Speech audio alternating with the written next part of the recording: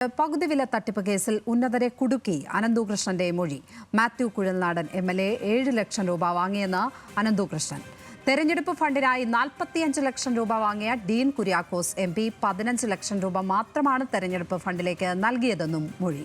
Francis George MPക്ക് തെരഞ്ഞെടുപ്പ് ഫണ്ടിനായി 9 ലക്ഷം രൂപ നൽകിയെന്നും അനന്തു പോലീസിൽ മൊഴി നൽകിയിരിക്കുകയാണ്. ഇതുമായി ബന്ധപ്പെട്ട കോൾ റെക്കോർഡിംഗുകളും വാട്സാപ്പ് ചാറ്റുകളും പോലീസ് കണ്ടെത്തി. വിശദാംശങ്ങൾ സൂക്ഷിച്ചത് ക്ലൗഡ് സ്റ്റോറേജിലാണെന്ന് അനന്തകൃഷ്ണൻ മൊഴി നൽകി. അതേസമയം ആരോപണങ്ങൾ നിഷേധിക്കുകയാണ് മാത്യു കുഴൽനാടൻ. 7 ലക്ഷം പോയിട്ട് 7 രൂപ പോലും വാങ്ങിയിട്ടില്ല എന്ന് കുഴൽനാടൻ പറഞ്ഞു. 7 ലക്ഷം രൂപ പോയിട്ട് ഒരു 7000 രൂപയോ 700 രൂപയോ 70 രൂപയോ 7 രൂപ പോലും ഞാൻ അദ്ദേഹമായിട്ട് വാങ്ങിയിട്ടില്ല എന്ന് മാത്രമല്ല, ഒരു നിലയ്ക്കും ഞാനുമായിട്ട് ബന്ധപ്പെട്ട ആരും അങ്ങനെ ഒരു സംഭവം ഉണ്ടായിട്ടില്ല എന്ന് പറഞ്ഞു. എനിക്ക് ഞാൻ 7 ലക്ഷം രൂപ വാങ്ങി നിങ്ങൾ തെളിയിക്കണ്ട.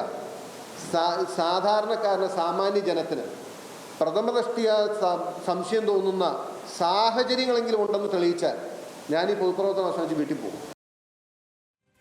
പകുതിവില തട്ടിപ്പ് കേസിൽ അന്വേഷണം ക്രൈംബ്രാഞ്ചിന് കൈമാറി DGP ഉത്തരവിറക്കി. 34 കേസുകളാണ് ഇതിനോടകം കൈമാറിയത്. കൂടുതൽ വിവരങ്ങളുമായി കൊച്ചിയിൽ നിന്ന് സഹിൻ ആന്റണിയും തിരുവനന്തപുരത്ത് നിന്ന് ബിനിൽ ലീല സാബുവും ചേരുകയാണ്. സഹിൻ, അനന്തകൃഷ്ണൻ പേരുകൾ ഒന്നൊന്നായി അന്വേഷണ ഉദ്യോഗസ്ഥരോട് പറയുകയാണ് എന്നാണ് മനസ്സിലാക്കുന്നത്. ഇതിനോടകം തന്നെ മാത്യു കുഴൽനാടൻ, ഡീൻ കുര്യാക്കോസ് എന്നിവരുടെയൊക്കെ പേരുകൾ അദ്ദേഹം പറഞ്ഞിട്ടുണ്ട്.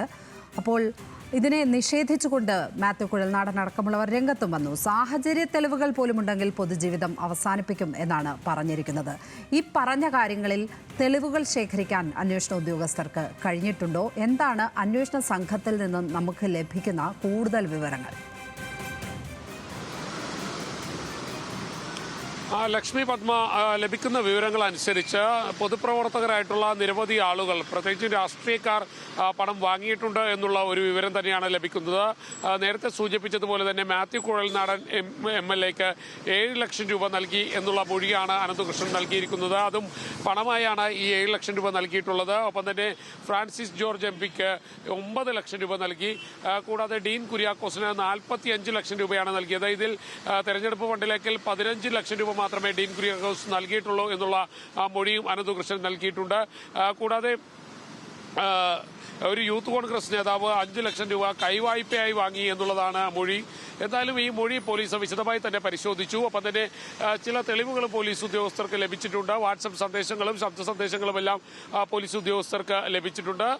മാത്രമല്ല, ഇത് സംബന്ധിച്ചുള്ള തെളിവുകൾ ക്ലൗഡിൽ താൻ സൂക്ഷിച്ചിട്ടുണ്ട് എന്നുള്ളതായിരുന്നു അനന്തകൃഷ്ണൻ ഉദ്യോഗസ്ഥരോട് പറഞ്ഞത്. ഏതായാലും അത് പോലീസ് ശേഖരിക്കാൻ തുടങ്ങിയിരിക്കുന്നു. കൂടാതെ ഇയാളുടെ ഓഫീസ്, സീൽ ചെയ്ത് പൂട്ടിയ ഓഫീസ് പോലീസ് പരിശോധിക്കാൻ തീരുമാനിച്ചിട്ടുണ്ട്. അതിനുവേണ്ടി കോടതിയിൽ അപേക്ഷ നൽകാനാണ് പോലീസ് തീരുമാനിച്ചിരിക്കുന്നത്. ഇന്ന് 3 മണിയോടുകൂടി ഇയാളെ കോടതിയിൽ ഹാജരാക്കും. അപ്പോൾ കൂടുതൽ വിവരങ്ങൾ പുറത്തു വരുമെന്ന് തന്നെ ഈ ഘട്ടത്തിൽ പ്രതീക്ഷിക്കാം. ലക്ഷ്മി, കൂടുതൽ വിവരങ്ങൾ ഈ അന്വേഷണവുമായി ബന്ധപ്പെട്ട് പുറത്തേക്ക് വരും എന്ന് പ്രതീക്ഷിക്കുന്നു. 3 മണിക്ക് അനന്തകൃഷ്ണനെ കോടതിയിൽ ഹാജരാക്കുന്നുണ്ട്. ബിനിൽ ലീല സാബു കൂടി ചേരുകയാണ് തിരുവനന്തപുരത്ത് നിന്നും. ബിനിൽ, മാത്യു കുഴൽനാടൻ ആരോപണങ്ങളെ പൂർണ്ണമായും നിഷേധിക്കുകയാണ്. മാത്രമല്ല, വാർത്ത നൽകിയ മാധ്യമങ്ങൾക്കെതിരെ അദ്ദേഹം തട്ടിക്കയറുന്നും പൊട്ടിത്തെറിക്കുന്നും ഒക്കെ ഉണ്ടായിരുന്നു. അപ്പോൾ ഇതിന് ഒരു സാഹചര്യ തെളിവ് പോലും ഇല്ല എന്നാണ് അദ്ദേഹത്തിൻ്റെ വിശദീകരണം. അതേസമയം മറ്റ് 2 രാഷ്ട്രീയ നേതാക്കന്മാരുടെ ഭാഗത്ത് നിന്ന് ഇതുവരെയും വിശദീകരണമൊന്നും ഉണ്ടായിട്ടുമില്ല. അത് എപ്പോഴാണ് പ്രതീക്ഷിക്കുന്നത്? മാത്രമല്ല, ക്രൈംബ്രാഞ്ചിലേക്ക് കേസ് കൈമാറിയിരിക്കുകയാണ്. 34 കേസുകൾ ഇതിനോടകം കൈമാറിയിട്ടുണ്ട്. ക്രൈംബ്രാഞ്ചിൻ്റെ അന്വേഷണം ഏത് തരത്തിലാണ് പുരോഗമിക്കുന്നത്? ലക്ഷ്മി, ക്രൈംബ്രാഞ്ച് അന്വേഷണം ഇപ്പോൾ തന്നെ ആരംഭിച്ചിട്ടുണ്ട് എന്നാണ് നമുക്ക് ലഭ്യമാകുന്ന വിവരം. നിലവിൽ സംസ്ഥാനത്ത് വിവിധ ജില്ലകളിൽ പരാതികളുണ്ട്, വിവിധ പോലീസ് സ്റ്റേഷനിൽ പരാതികളുണ്ട്.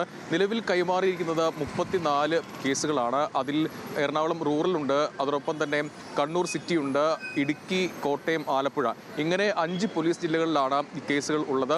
ആ കേസുകൾ കൈമാറിയിട്ടുണ്ട്. ആ കേസുകൾ പ്രകാരം കണക്കാക്കിയിരിക്കുന്നത് 37 കോടിയുടെ തട്ടിപ്പ് നടന്നിട്ടുണ്ട് എന്നാണ് പറയുന്നത്. അതോടൊപ്പം അത്രയും കേസുകൾ കൈമാറി. ഇനി വരുന്ന വരുന്ന കേസുകൾ കൂടി ക്രൈംബ്രാഞ്ചിനായിരിക്കും ഇനി കൈമാറുക. നിരവധി പോലീസ് സ്റ്റേഷനുകളിൽ ഇനിയും പരാതികൾ ഉയർന്നു വരും എന്നാണ് നമുക്ക് അറിയാൻ കഴിയുന്നത്. കാരണം ഇന്നലെ തന്നെ തിരുവനന്തപുരത്ത് പലയിടങ്ങളിലും പരാതികൾ ഉയർന്നു വന്നിരുന്നു.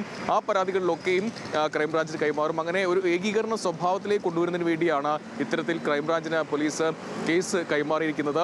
മാത്രമല്ല ഇത് കോടികളുടെ തട്ടിപ്പാണ്. അതുകൊണ്ട് തന്നെ ഗൗരവമായി തന്നെ പോലീസ് ഇത് കാണുകയും ചെയ്യുന്നു. മാത്രമല്ല ചില ഉന്നതരുടെ പേരുകൾ, മാത്യുക്കുളനാട് MLA അടക്കമുള്ള ആളുകളുടെ പേരുകൾ ഈ അനന്തകൃഷ്ണൻ മൊഴിയിൽ പറഞ്ഞിട്ടുമുണ്ട്. എന്തായാലും ആ നേതാക്കളും അന്വേഷണ പരിധിയിലേക്ക് വരും എന്നാണ് മനസ്സിലാക്കാൻ കഴിയുന്നത്. കാരണം ചില തെളിവുകൾ പോലീസിന് ലഭിച്ചിട്ടുണ്ട്. ആ ഡിജിറ്റൽ തെളിവുകളാണ്. ലഭിച്ച തെളിവുകൾ കൂടി പോലീസ് ക്രൈംബ്രാഞ്ചിന് കൈമാറും. അങ്ങനെയെങ്കിൽ അത് പരിശോധിച്ച ശേഷമാകും ഈ നേതാക്കളെ ഈ അന്വേഷണ പരിധിയിലേക്ക് കൊണ്ടുവരണോ, ഈ കേസിൽ ഉൾപ്പെടുത്തുന്ന കാര്യം പോലീസ് ക്രൈംബ്രാഞ്ച് തീരുമാനിക്കുക. എന്തായാലും കൂടുതൽ പരാതികൾ ഉയർന്നു വന്നുകൊണ്ടിരിക്കുകയാണ്. ലക്ഷ്മി, ബിനിൽ ലീല സാബുവാണ് തിരുവനന്തപുരത്ത് നിന്നും വിവരങ്ങൾ നൽകിയത്. ക്രൈംബ്രാഞ്ചിന്റെ അന്വേഷണം ഇതിനോടകം ആരംഭിച്ചിട്ടുണ്ട്, അത് പുരോഗമിക്കുകയാണ്.